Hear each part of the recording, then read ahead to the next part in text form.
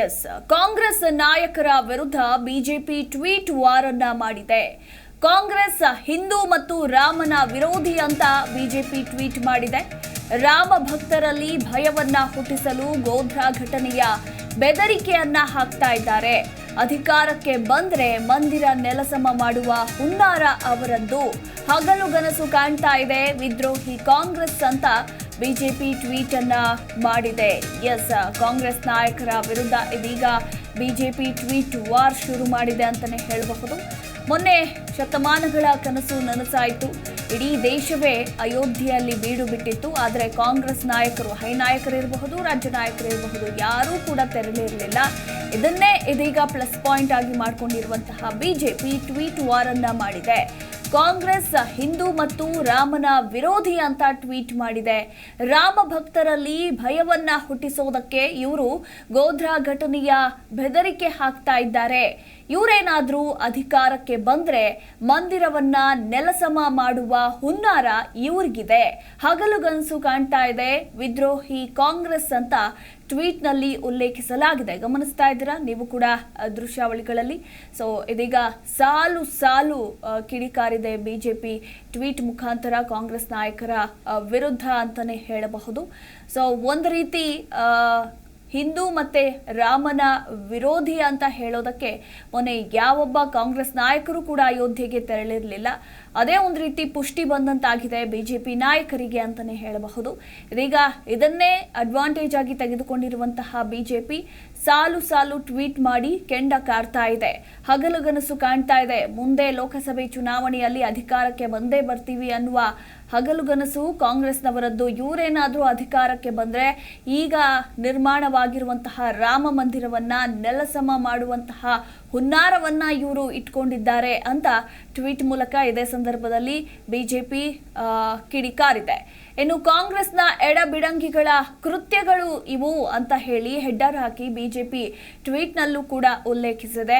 ರಾಮ ಸೇತು ಕೇವಲ ಕಾಲ್ಪನಿಕ ಎಂದು ಮೊಂಡುವಾದ ಮಾಡ್ತಾರೆ. ರಾಮ ಮಂದಿರಕ್ಕೆ ತಡೆ ಕೋರಿ ಕೋರ್ಟ್ಗೆ ಅರ್ಜಿಯನ್ನ ಸಲ್ಲಿಸಿದ್ದಾರೆ. ರಾಮ ಮಂದಿರದ ತೀರ್ಪನ್ನ ಕಾಯ್ದಿರಿಸೋದಕ್ಕೆ ಷಡ್ಯಂತ್ರಗಳು ಕೂಡ ನಡೆಸುತ್ತಿದ್ದಾರೆ ಅಂತ ಹೇಳಿ ಹೀಗೆ ಸಾಲು ಸಾಲು ಪಾಯಿಂಟ್ಗಳನ್ನ ಮೆನ್ಷನ್ ಮಾಡಿ ಟ್ವೀಟ್ನಲ್ಲಿ ಉಲ್ಲೇಖಿಸಲಾಗಿದೆ.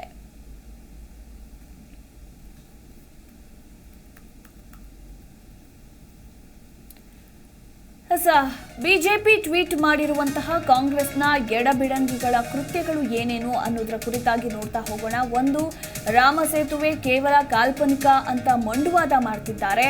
ರಾಮ ಮಂದಿರಕ್ಕೆ ತಡೆ ಕೋರಿ ಕೋರ್ಟ್ಗೆ ಅರ್ಜಿಯನ್ನ ಕೂಡ ಸಲ್ಲಿಸಿದ್ದಾರೆ. ಹಾಗೆ ರಾಮ ಮಂದಿರ ತೀರ್ಪನ್ನ ಕಾಯ್ದಿರಿಸುವುದಕ್ಕೆ ಷಡ್ಯಂತ್ರಗಳು ಕೂಡ ರೂಪಿಸುತ್ತಿದ್ದಾರೆ. ರಾಮ ಪ್ರಾಣ ಪ್ರತಿಷ್ಠಾಪನೆಗೆ ಕಾಂಗ್ರೆಸ್ ಬಹಿಷ್ಕಾರ ಹಾಕಿತ್ತು. ಕಾಂಗ್ರೆಸ್ನ ನಾಯಕರು ಯಾರೂ ಕೂಡ ಬಂದಿರಲಿಲ್ಲ.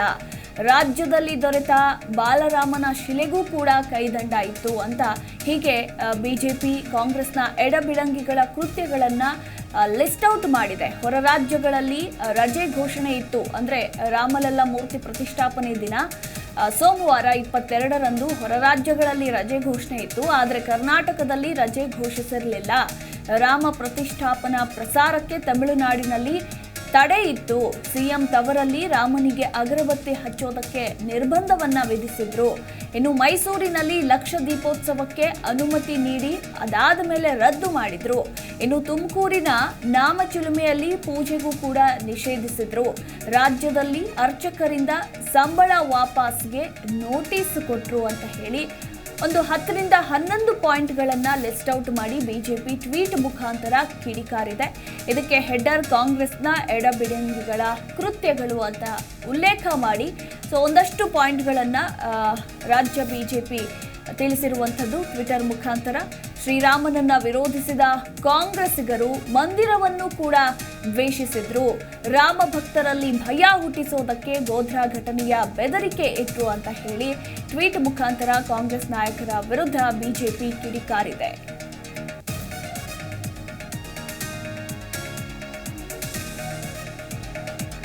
ಜೀ ಕನ್ನಡ ನ್ಯೂಸ್ ಚಾನೆಲ್ ಈಗ Sun Direct number 292, U digital number 162, city cable number 51, GTPL number 17, Abhishek cable number 821, Rockline telecommunication number 51, Shri Basaveshwara cable number 60, Vinayaka digital number 53 ನೆಟ್ವರ್ಕ್ಗಳಲ್ಲಿ ಲಭ್ಯ.